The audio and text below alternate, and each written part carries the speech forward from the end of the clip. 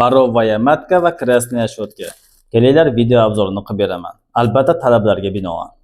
Avvalambor ikkalasi bir tizimli giyoh hisoblanadi. Borovaya matka tozalovchi, yo'l ochuvchi hisoblanadi. Mizoji sovuq quruq, pastga tortuvchi. Asosiy ta'siri o'rtoqlar. Borovaya matka yallig'lanishni pasaytiradi. Yopishmalar, spaykalarni butunlay bo'shatadi. Bachadondagi infeksion fonni tozalaydi, bachadonni tozalaydi o'rtoqlar.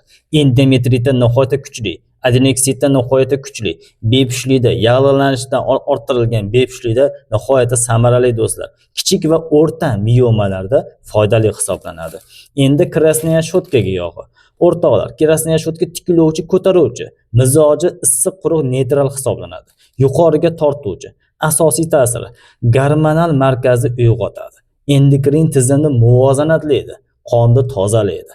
Klimaksda, gormonlar yetishmovchiligida, qalqonsimon bez fonidagi muammolarda va hayz buzilishlarida nihoyatda katta samara beradi.